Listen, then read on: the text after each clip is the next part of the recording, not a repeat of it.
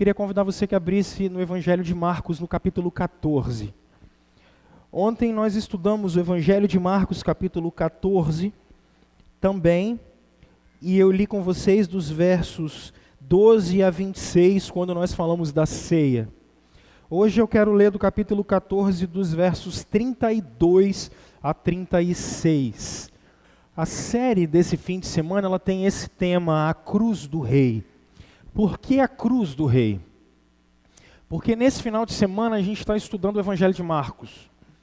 E o Evangelho de Marcos traz a pessoa de Jesus demonstrada de duas maneiras. Primeiro, ele mostra o rei Jesus, como eu falei ontem. Para um pouquinho nesse fim de semana e leia o Evangelho de Marcos. Vocês vão perceber que do capítulo 1 até o capítulo 9, Marcos é enfático quando ele traz Jesus como rei.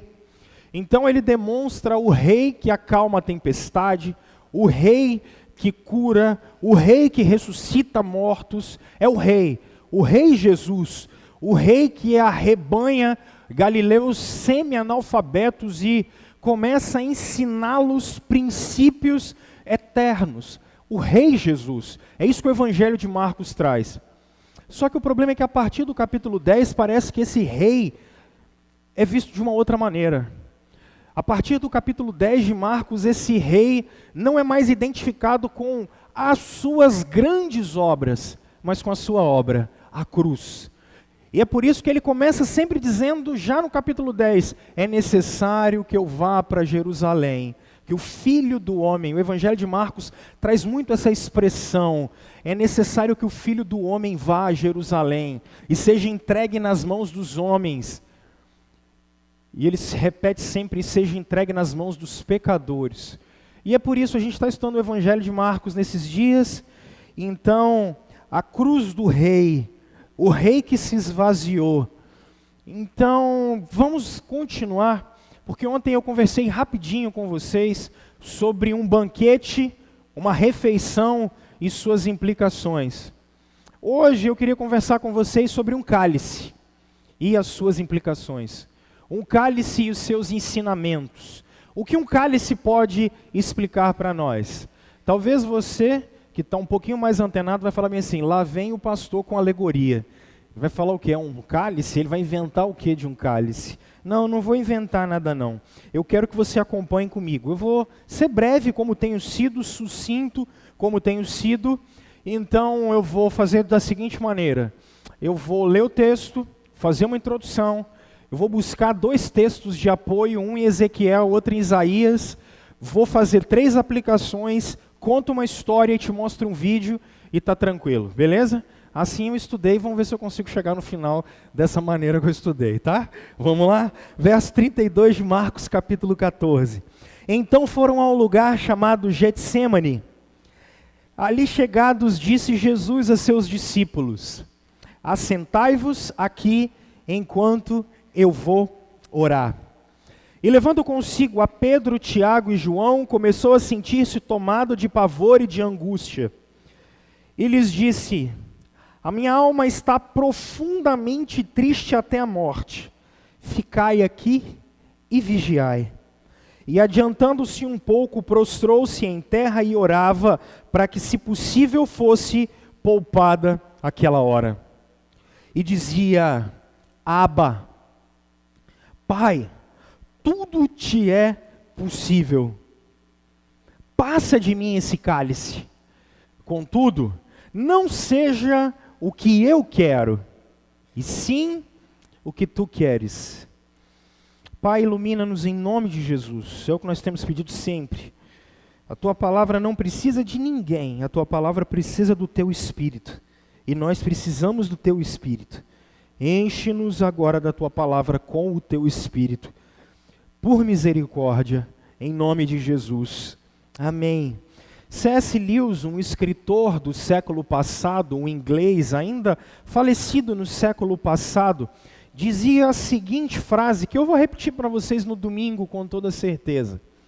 C.S. Lewis dizia o seguinte, ou Jesus é quem ele dizia ser, ou Jesus é o maior louco que já pisou nessa terra. Porque não faz sentido vocês dizerem que Jesus Cristo era um sábio. Não faz sentido vocês dizerem que Jesus era um espírito iluminado. Não faz sentido vocês dizerem que Jesus era alguém à frente do seu tempo, se ele não morreu e ressuscitou dos mortos. Porque pensem comigo, vocês acreditariam em alguém que aparece dizendo que é Deus? Vocês acreditariam em alguém que aparece dizendo que vai dar a sua vida pelos pecados? Você acreditaria em alguém que dizia, eu ressuscitarei dos mortos? Ou seja, se Jesus não é Deus, se Jesus não morreu pelos nossos pecados, se Jesus não ressuscitou dos mortos, ele é um louco, porque ele achava que era Deus, achava que morreria pelos nossos pecados, e ele achava que ressuscitaria dos mortos. Então nenhum dos seus ensinamentos é digno de credibilidade, porque ninguém vai sair acreditando no que um doido sai dizendo por aí. Ou seja, só nos resta uma outra escolha. Se Jesus não é um louco, Jesus é realmente o Filho de Deus e Deus encarnado. Jesus realmente morreu pelos nossos pecados. E Jesus realmente ressuscitou dos mortos. Mas por que você está dizendo isso, pastor? Simplesmente pelo seguinte: como os heróis morrem? Como os heróis morrem? Bom, se nós formos à filosofia antiga, e vocês talvez já devam ter ouvido falar do Sócrates, como é que o Sócrates morreu lá na Grécia Antiga? Bom, acusaram ele de ser um grande conspirador, e o que ele fez? Calmamente, tomou um veneno chamado cicuta e se suicidou. Mas ele faz isso friamente, calmamente. Como os heróis morriam, ou como os heróis morrem? Via de regra, os heróis morrem de maneira fria e de maneira calma. Você não se lembra de um herói que tenha morrido de uma maneira desesperadora. A década de 90 nos trouxe um filme muito interessante que já passou na sessão da tarde umas 400 vezes. Coração Valente, vocês já devem ter visto, com Mel Gibson. Ele faz o papel de um herói do século XIV chamado William Wallace. Esse filme é de 1995. E William Wallace, é um herói do exército naquela instância escocesa, escocês que briga e luta contra o domínio britânico. E mesmo quando ele é traído e preso diante de todo mundo, como é que William Wallace morre? Sendo torturado, ele está tranquilo. Diante de uma tortura daquela, ele está tranquilo. E ele dá aquele grito, né? Liberdade! Como os heróis morrem? Os heróis sempre morrem de maneira tranquila, isso é curioso. É muito engraçado. Agora, o texto que nós lemos nos mostra uma pessoa diferente dos heróis dos filmes, dos quadrinhos ou da história. Quando você olha, Jesus está diante dos seus discípulos, e olha o verso 33, quando essa expressão angústia é usada. O termo original para angústia aqui quer dizer atordoado. Jesus sabe o que vai acontecer com ele.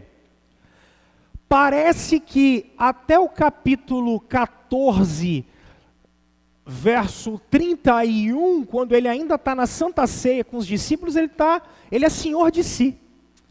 Jesus está dizendo, isso aqui vai acontecer, aquilo ali vai acontecer, está tudo safo, está tudo sossegado, eu sei o que vai acontecer, mas agora Jesus vai orar. Ele sai de Jerusalém, desce o monte, sobe o Monte das Oliveiras, e quando ele sobe o Monte das Oliveiras, o terror toma conta de Jesus. É isso que esse texto está dizendo. Mas por que isso? O que é que aterroriza Jesus de tal maneira que mesmo ele sabendo o que iria acontecer com ele? Ora, Jesus sempre falou, foi para isso que eu vim. Eu vim para entregar a minha vida, eu vim para dar a minha vida, mas o que é que está acontecendo? O que é que Jesus está vendo que vai acontecer, que está deixando ele aterrorizado? Jesus estaria mais ou menos, o Tim Keller, interpretando esse texto, diz o seguinte: imagine você estar dentro da sua casa e você ouve um barulho muito estranho na esquina da sua casa. Quando você chega lá, você vê algum parente ou amigo muito próximo seu, completamente destroçado no chão porque foi batido por um carro. Ele é dramático. Ele olha, imagina que você está vendo seu filho, seu marido, sua mãe, no chão completamente deitado. Qual é o seu sentimento de pavor? Quando você olha aquela cena, você se aterroriza. Ele diz, é isso que Jesus está sentindo.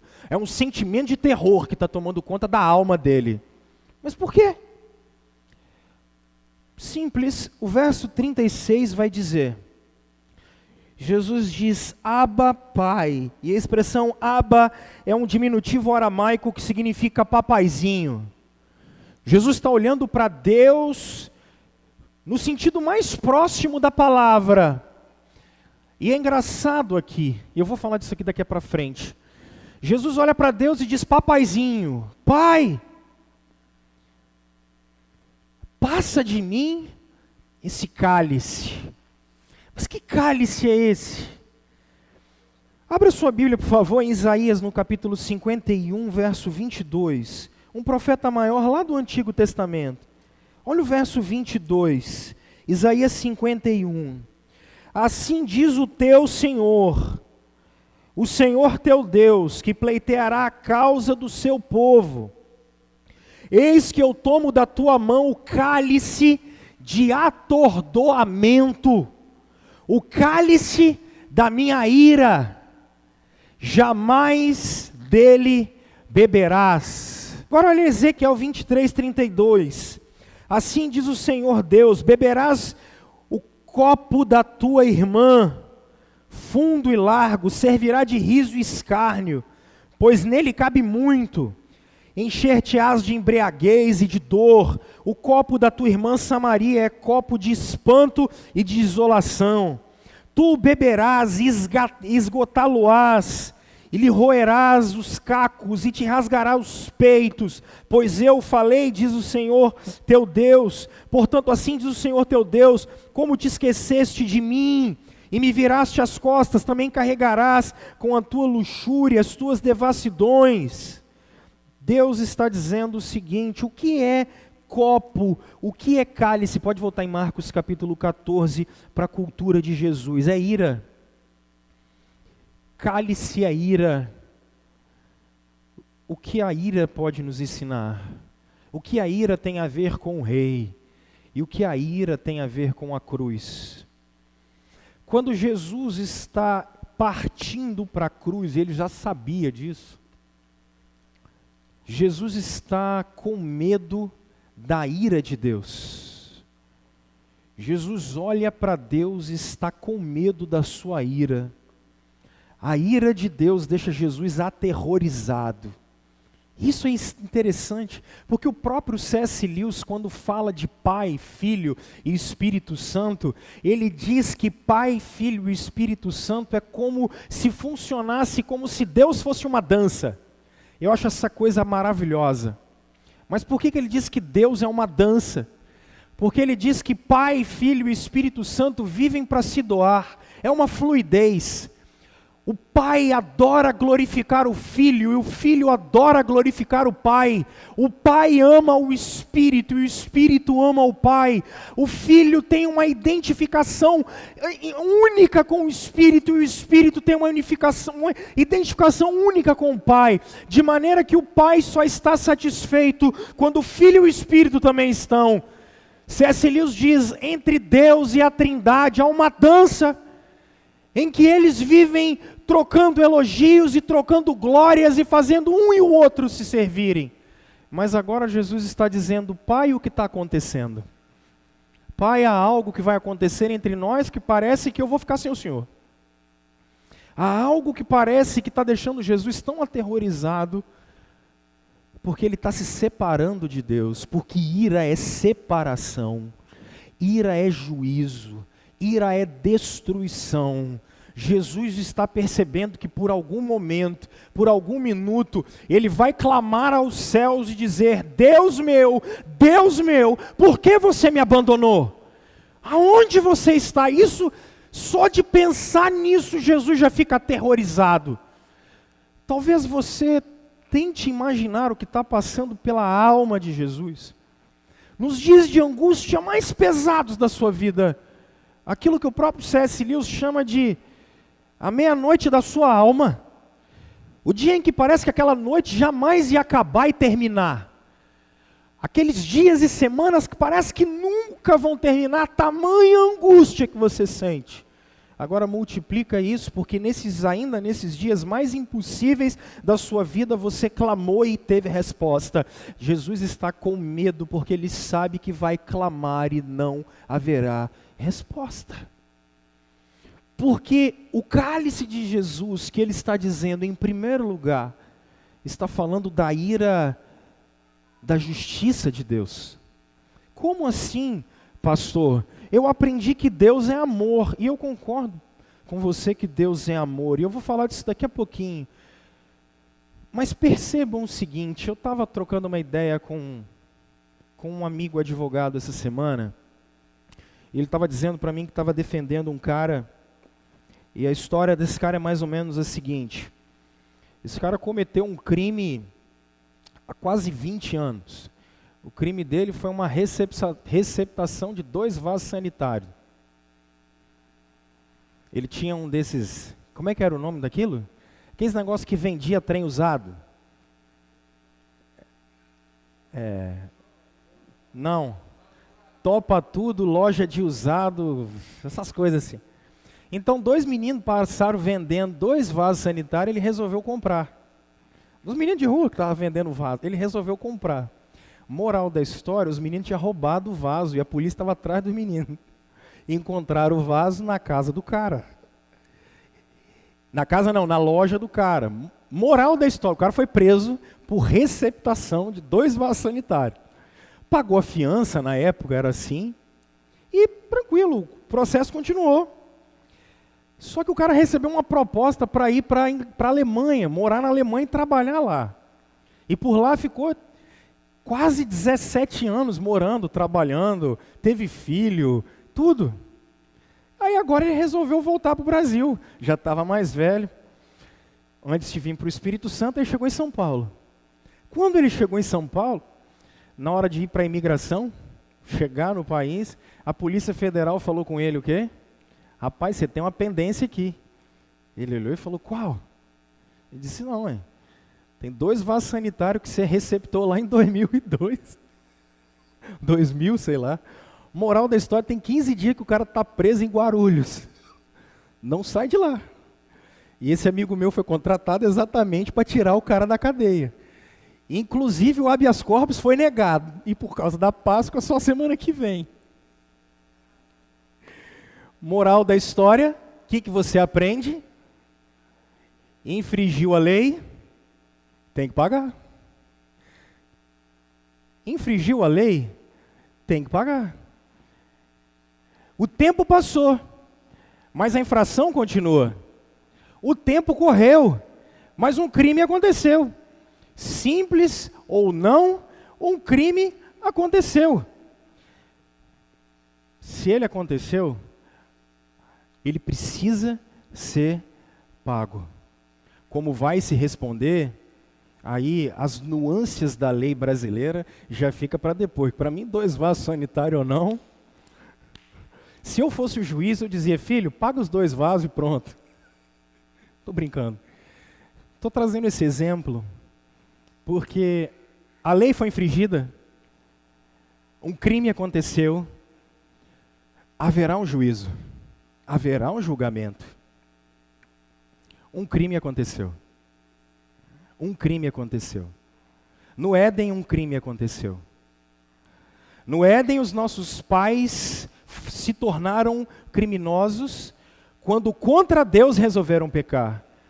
Quando contra Deus resolveram ir. Aí você diz: mas pastor, eu não tenho nada a ver com Adão. Eu diria, e os crimes que você comete todos os dias?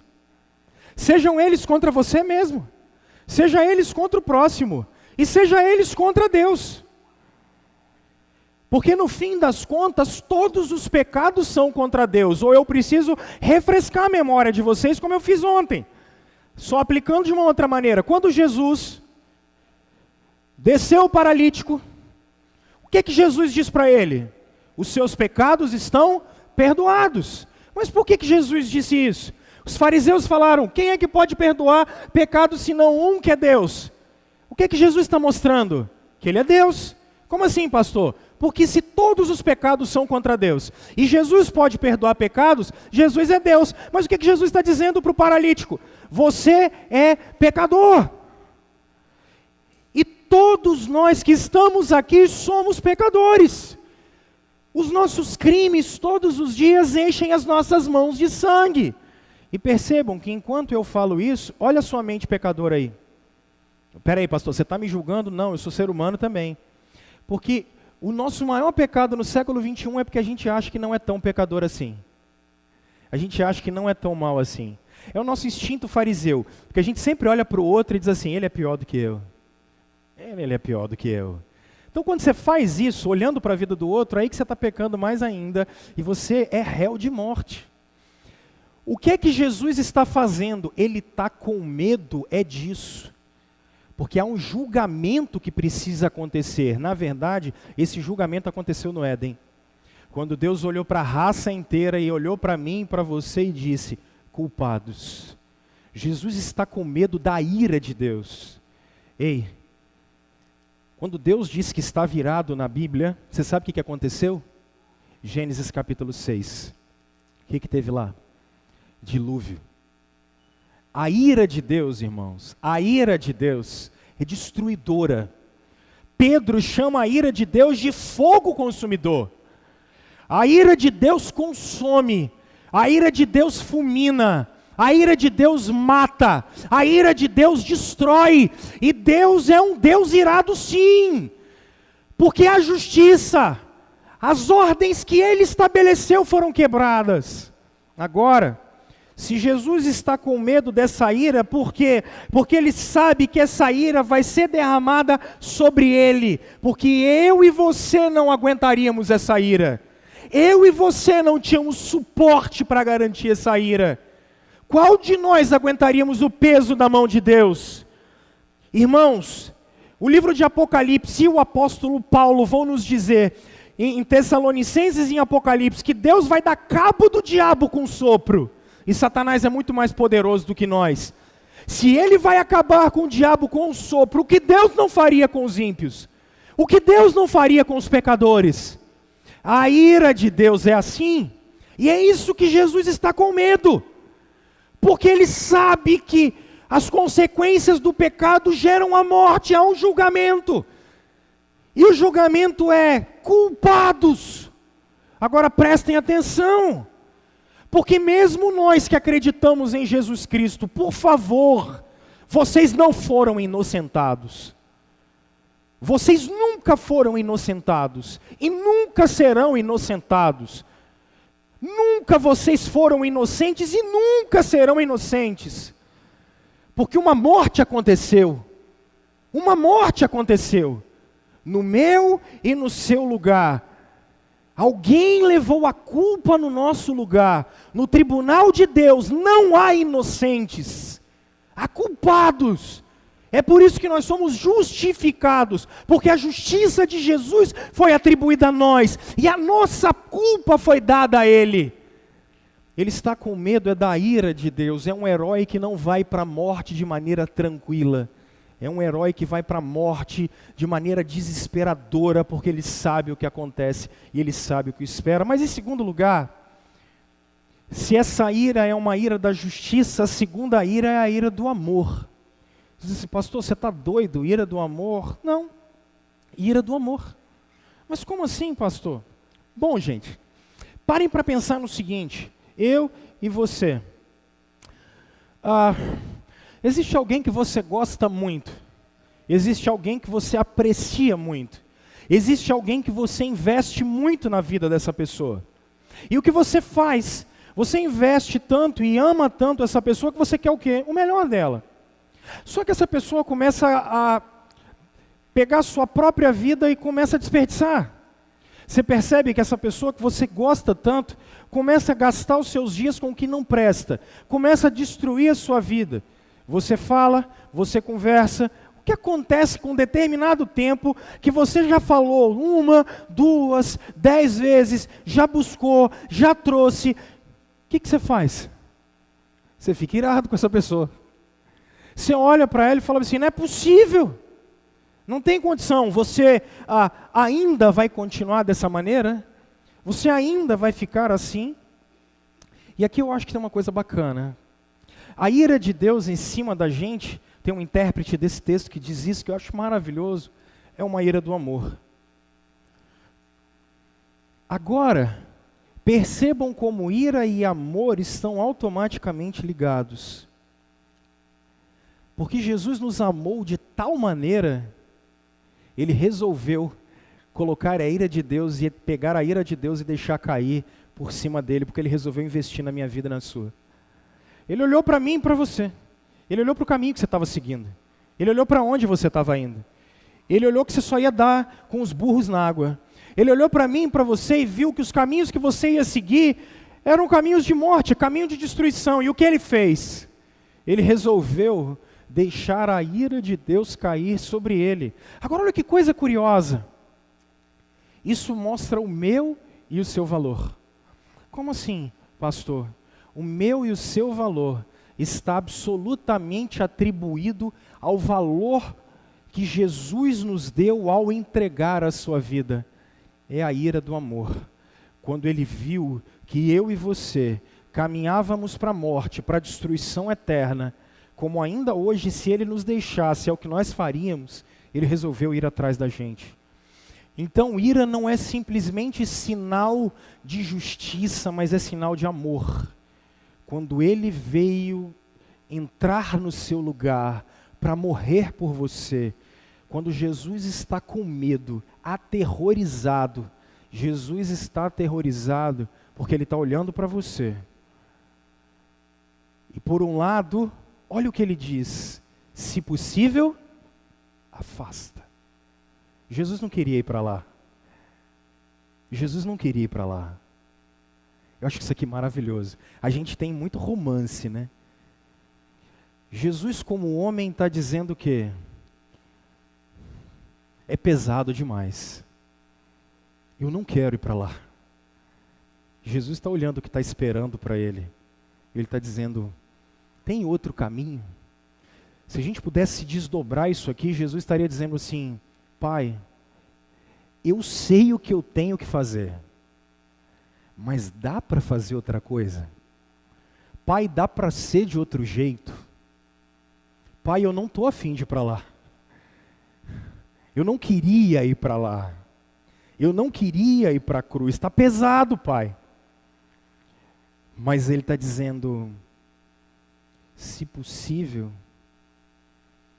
passa de mim, mas que não seja feita a minha vontade, seja feita a sua vontade. E aqui eu aprendo uma coisa curiosa, porque se a ira da justiça e se a ira do amor, aqui existe uma obediência do amor. Aqui existe uma obediência do amor. Mas por que, pastor?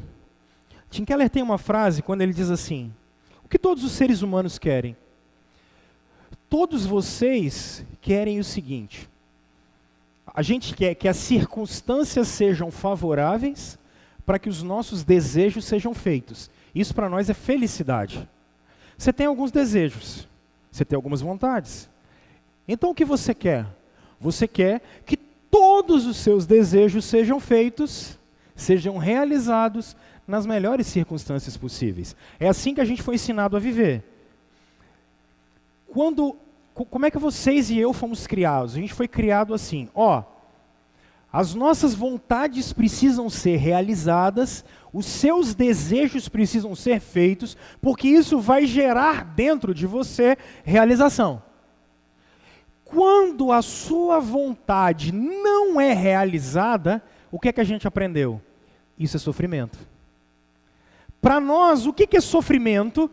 Quando as circunstâncias trabalham contra os nossos desejos. Isso para nós é sofrimento. Então, o que é ensinado para você? Bolas, se as circunstâncias atrapalham os seus desejos, mude as circunstâncias. Por exemplo, o seu casamento não vai bem, então o que você faz? Mude as circunstâncias. No nosso caso, transforme o casamento? Não, arrume outro. Determinada pessoa não te agrada, e ela está te fazendo infeliz, e ela está te fazendo triste, são as circunstâncias, o que é que você faz? Dá um delete nela, e vai viver de outra maneira, mude as circunstâncias. Qual é o problema?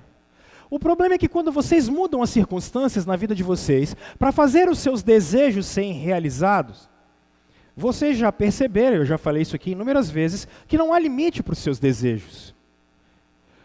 Você sempre quando tem o que você quer, na hora que você quer, da maneira que você quer, você sempre quer um pouco mais. Esse é um problema sério.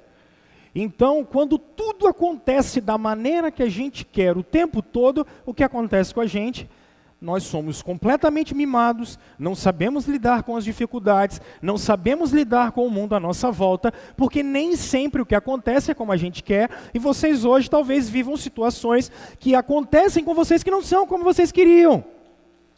Então, se as circunstâncias nos dizem isso, e não queremos mudar as circunstâncias, os budistas, por exemplo, vão dizer para você assim: acabe com o desejo, mate o desejo. Porque se você não tem vontades, se você não tem desejos, o que vai acontecer? Você não vai ter mais problema. Qual é a grande questão?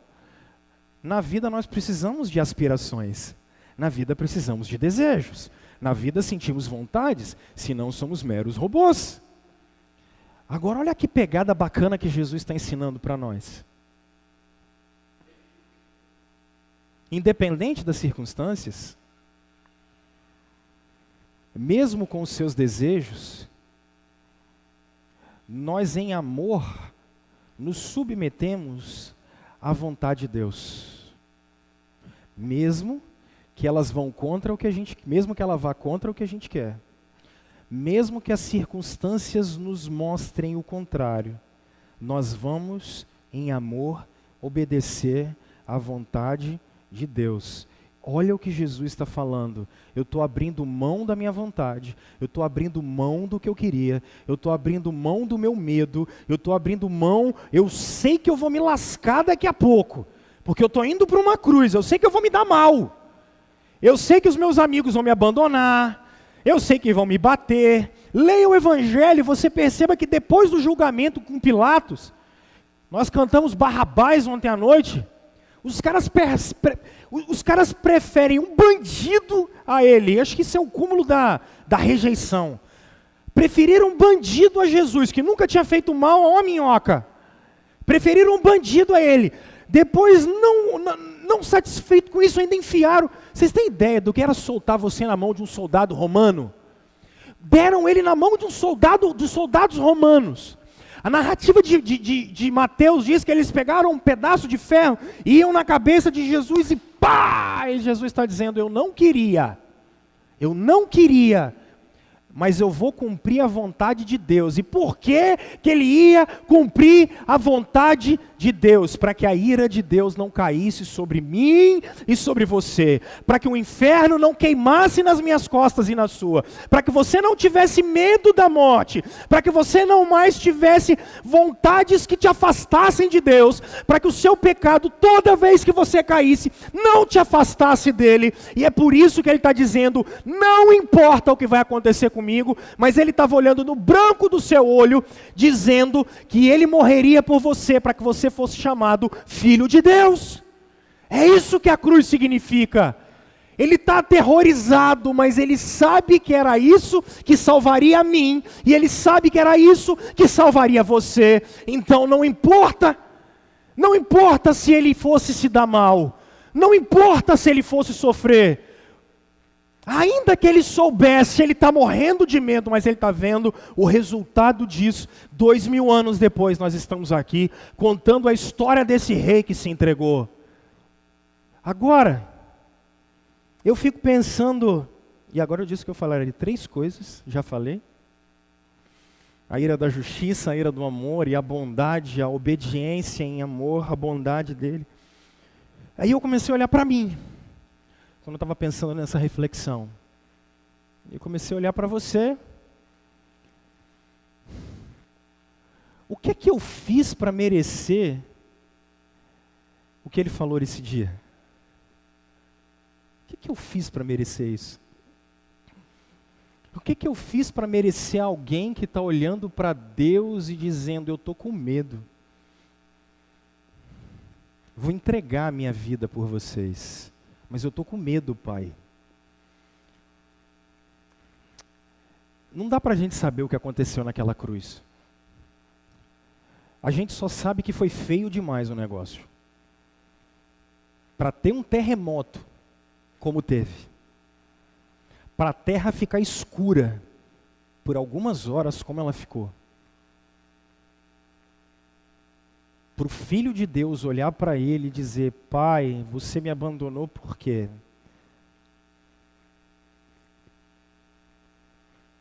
Aí eu olho para mim,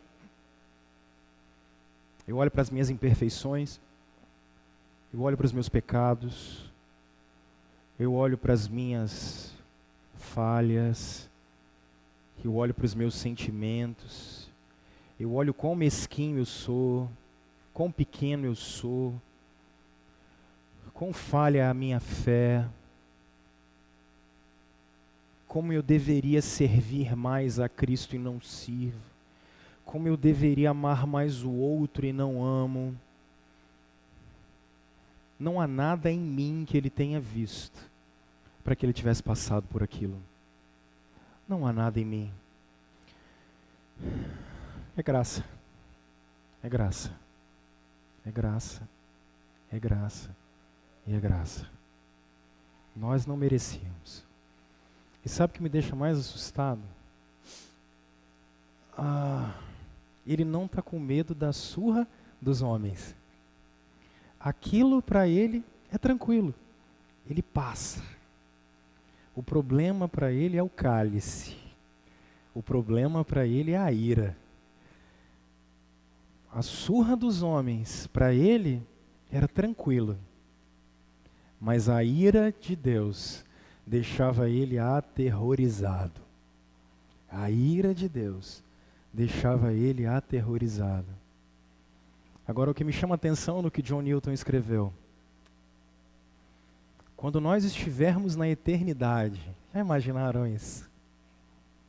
Quando nós estivermos na eternidade com Ele, nós agradeceremos a Ele eternamente. Isso para mim não tem preço.